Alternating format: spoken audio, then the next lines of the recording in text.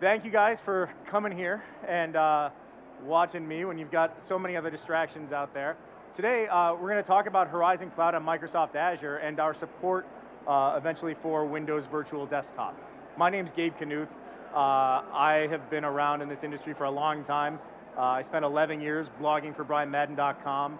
I joined FS Logix for a while, which was acquired by Microsoft, and then left there recently and joined VMware back in July. Microsoft acquired FS Logix to help get Windows Virtual Desktop off the ground. So as you can imagine, I'm pretty in touch with what's going on, or pretty sympathetic to what's going on. A little disclaimer right off the bat. Wait for it.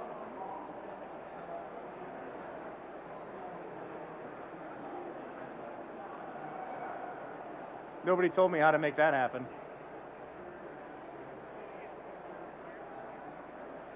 One second. How do I show my slides?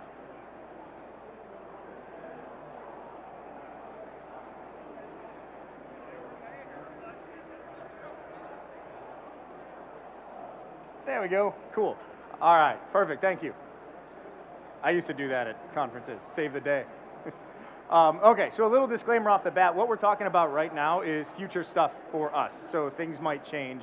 We'll have to see. We're pretty sure we got this stuff nailed down, but just something might be different once this all launches. Some of the stuff, though, is available today, and we're going to kick that off with an overview of Horizon Cloud on Microsoft Azure. That's available today. Then we'll get into the future stuff of our support for Windows Virtual Desktop within Horizon Cloud on Microsoft Azure. And then we'll go into some details of what the tech preview is going to look like. This tech preview is going to launch in December, before the end of the year. More and more, we're seeing customers come to us with a hybrid use case. And a hybrid's funny because it's something that I've been talking about for years, and I'm sure we've all been hearing about, oh, you can cloud burst and you can do mergers and acquisitions, and there's all these different hybrid scenarios that we can worry about, or that we can solve with cloud and virtual desktops and so on. And some of those took a little longer to catch on than we initially thought they would. But the thing is, what we see now, customers are coming to us with all these use cases now. It just took a little while. But they're also coming to us because you can't just flip a switch and migrate to the cloud overnight. If you can't have your users leave on Friday with on-premises desktops and then arrive Monday morning and now their desktops are coming from the cloud. There's all sorts of different barriers that are kind of in the way of us moving the desktops that way. And what the end result is usually we have something running on-premises and we have something in the cloud, and we have to be able to kind of navigate those waters until we get everything migrated one direction or the other. And maybe there's reasons that we'd run in perpetuity that way. It just depends on individual use cases. To help with this, VMware has created a cloud-based control plane, or Horizon control plane on this slide, that creates a single management pane for management interface for all the different platforms from which we can deliver virtual desktops. And if you followed VMware for a while, you know we have Horizon 7, which used to be called View. We have Horizon Cloud, which used to be called Desktone. You know, we've got this kind of long history of virtual desktop solutions. But those virtual desktop solutions each took separate management consoles. And so it was difficult to have one of each or spread desktops around in the most appropriate way. And so what we've done, or what we're doing, is creating this Horizon control plane, which is the common set of services that you can use to manage all the desktops wherever they happen to be. Among those services includes things like our universal broker, which lives in the cloud and eliminates the need to have intra-WAN connectivity or GSLB to have a redundant broker that can intelligently broker to workloads in different locations. Because this universal broker lives in the cloud, it exists above all of these environments. So we can dynamically route users wherever they need to go based on all sorts of criteria, from endpoint location to user workload necessities and things like that. We'll touch on this stuff in a little bit. But the idea here is that we're optimizing the process of delivering applications from multiple clouds or in hybrid environments. This is all available as part of what we call our Horizon Universal license, which is a subscription-based license that entitles you to all of those Horizon control plane features across any deployment platform that we support. One of those platforms is Horizon Cloud on Microsoft Azure. And with Horizon Cloud on Microsoft Azure, like I said, this is available today. Microsoft provides the facilities, the hardware, the data center components of this, so you don't have to manage that. VMware provides the software, the support, the DAS, the desktop virtualization infrastructure is provided, updated, and supported by VMware. So you don't have to worry about that either. The only thing the customer has to worry about is the management of the actual Windows images themselves, the endpoints, the end users, all the stuff that we spend a lot of time and effort training for and getting really good at. That's what the user still has to, or that's what the company still has to manage in this environment. Some of the benefits, and really we'll just do both of these, the details and benefits of Horizon Cloud on Microsoft Azure. Because it's a service that was natively built to run in Microsoft Azure, we continuously maintain the platform. We're always updating it. We update it on a quarterly basis. It's hosted globally. We've got different geos with the control plane on it. We'll get into that in a little bit.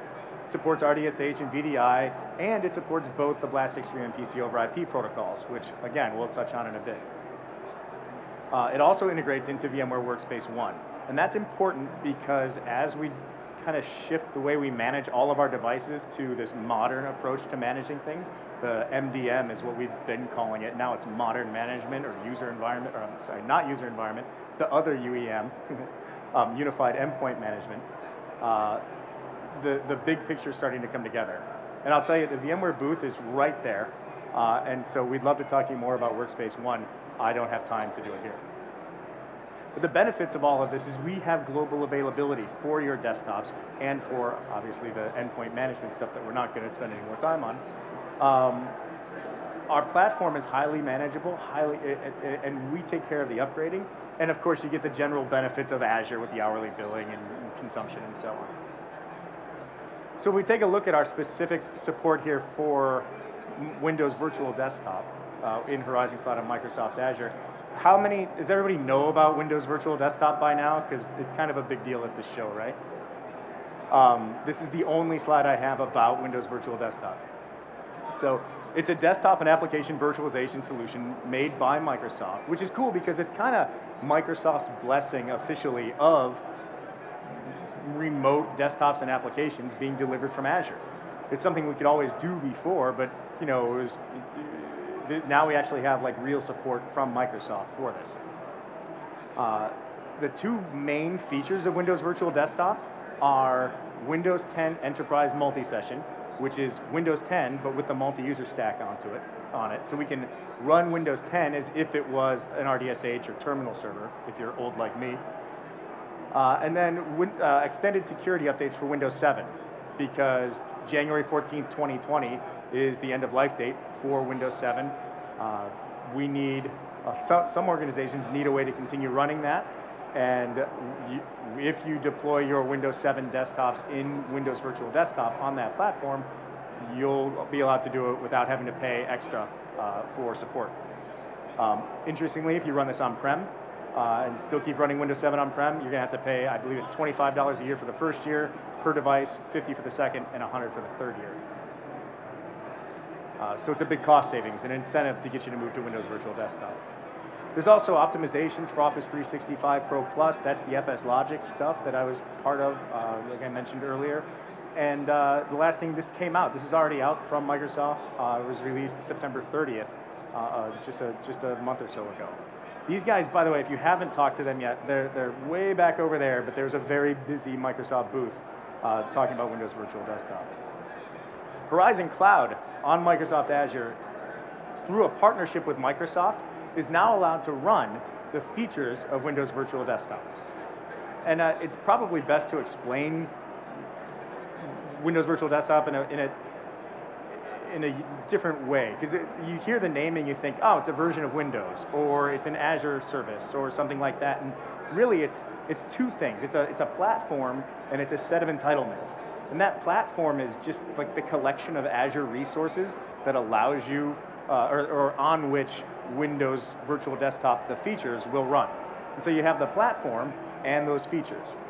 Our partnership with Microsoft allows us to take those features and run them on our platform instead of their platform.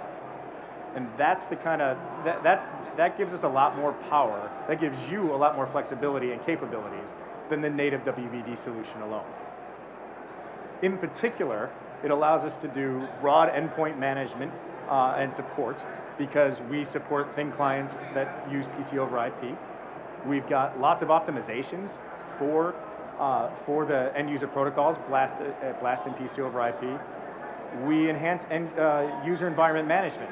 The FS Logic stuff is amazing, and it's going to become the de facto standard for how to manage profiles and Office data, but it doesn't do any policy-based, user environment management. We can't prevent our users from making little animated kitten mouse cursors, for example. So VMware adds a lot of functionality on top of the native Windows Virtual Desktop offering. And it's that embrace and extend message that we're trying to make clear. As I mentioned, we have this broad endpoint support. We've put a lot of effort into support for real-time audio and video. We've got adaptive protocols that will change and optimize the end user experience based on network conditions. These are things that we add above and beyond, embracing and extending, so to speak. We support non-persistent and persistent desktops as well as RDSH. We've got sophisticated power management that will spin up and down VMs to save your Azure consumption costs. And we've got this set of cloud services that I talked a little bit about before, and these are the things that we're developing actively that will roll out across all the different horizons as they become available. And this is both this and the whole Windows Virtual Desktop support for us. This is that future stuff that I was talking about. The image management service will eventually allow you to take one base image and use that across Horizon environments, be that Horizon 7 or Horizon Cloud on Microsoft Azure. You can use that same base image in both locations, something you can't do today. Application layering, we have something called app volumes. If you're familiar with app volumes, you know that in the past there's been issues with multiple applications being singularly attached to machines. We've fixed that in App Volumes 4.0, which is in tech preview right now, and also in beta for tech preview for Horizon Cloud on Azure, beta for Horizon 7. Now we have singular application stacks that can be packaged and repackaged dynamically and applied to each user. So we've upped our game for application management as well. And then Dynamic Environment Manager, which used to be called User Environment Manager, we had to change it to Dynamic Environment Manager because the Workspace ONE people stole our UEM acronym. So now we have DEM, and DEM adds those policy-like capabilities on top of what we get from FS Logics. The monitoring service allows us to have process-level diagnostics information across all deployments instead of having to rely on one tool in one location and one tool in another. This is available today. It actually has help desk capabilities built into it as well. And then agent auto update just updates the agents as we update the infrastructure behind, but it updates them automatically. Skip past Workspace ONE because we've already talked about that enough. I've already also talked about the broker. We have the cloud optimized broker that lives up in the cloud and then can broker to workloads anywhere. And this actually really helps to support those hybrid environments where maybe I've got a user who normally they're on-prem, they just have a regular Office workload or something that's not crazy, we use an on-prem Horizon 7 VDI, but what if that user somehow becomes some sort of like graphics editing, rendering superstar and needs to have a workload in the cloud with all the CPU and all the memory and all the GPU? We can broker that user to both locations intelligently based upon where they are, what they're doing, what applications they want to use. And the last thing I'll talk about is that user environment management. All of that stuff goes together, like I mentioned, with the Dynamic Environment Manager in conjunction with the FS Logics. The app volume stuff works or will work alongside the FS Logics app masking, and it will work with the upcoming app attach that Microsoft has talked about as well.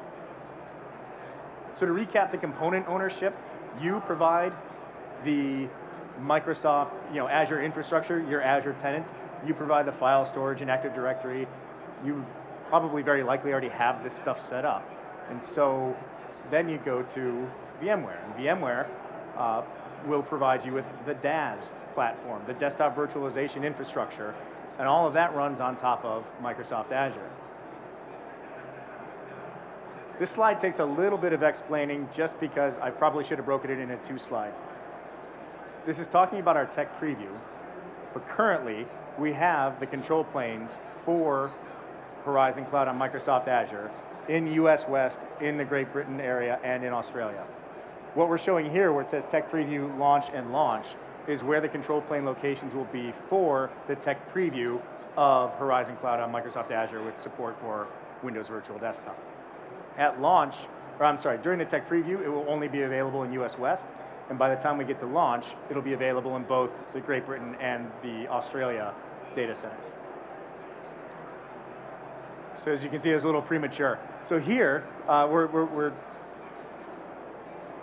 announcing the 2019 tech preview of Microsoft Azure, or Horizon Cloud for Microsoft Azure with support for Windows Virtual Desktop. Yeah, take pictures. It's not that bad of a URL. It's vmware.com/go/HC tech preview. You can go to this site now, register for this, and you'll be notified when this thing goes live and you've been accepted and things like that. Expect sometime, it will be before the end of the year. I would expect sometime in December. The details of this tech preview, it will include both Windows 10 Enterprise multi-session and Windows 7. 64 with the SP1 convenience roll-up. You'll be able to use the marketplace images for Windows 10 Enterprise and Office 365 Pro Plus, also just regular Windows 10 Enterprise multi-session and Windows 7 Enterprise.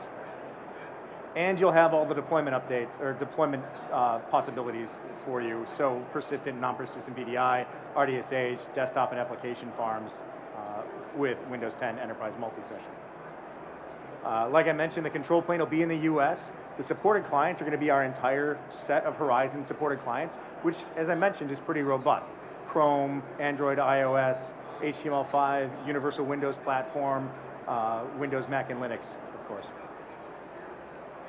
And the Windows client specifically, since that's probably what most people are going to be using, I just called that out here, will support both Blastos Stream and PC over IP. So those of you that have maybe Horizon 7 already and have invested in PC over IP thin clients, you'll actually be able to use those instead of swapping out all your endpoints to use another protocol. You'll be able to continue using those thin clients that you've invested in to access Windows Virtual Desktop. It'll support USB redirection and all those other things. It'll support browser URL content and HTML5 redirection. And of course, we've got that help desk plugin as well. It's worth noting, by the way, that our Windows 7 support will be RDP 8 only and only support USB redirection. And the last thing is, at GA, we will support these things, but during the tech preview, they're untested, unsupported. It should work, you should try them, but they're not officially supported. That's GPU support and all the power management and the agent auto update. The last thing here that I want to just point everybody towards is the 45-day free trial of Horizon Cloud on Microsoft Azure. So this, again, this is the product that we have right now. You can go here today, register for this, and get that 45-day free trial to kick the tires on this. And frankly, it's November 4th. You might hit that 45-day window where Horizon Cloud on Microsoft Azure support for Windows Virtual Desktop is available. A few other takeaways, like I said, the tech preview link, if you want it, this is a better maybe wrap-up screen. This has the tech preview link and the 45-day free trial. It also links to a quick start tutorial and to our Mastering Horizon Cloud on Microsoft Azure resources on TechZone. TechZone's VMware's technical blogging site. It's a really cool collection of resources. And this last link especially will walk you through from start to finish, getting everything set up and running so to make sure you understand what's all happening. Last thing is I invite you to come check us out in booth 1813, which is literally there and there, 3 aisles. And there we're giving demos tomorrow, I believe, of Horizon Cloud on Azure with Windows Virtual Desktop. We're talking about Cloud Health and the Azure VMware service by Cloud Simple, We've got more end user computing, workspace one, and employee experience information, and of course lots of networking, NSX, SD-WAN, load balancing, and that kind of stuff. And with that, thank you guys for attending.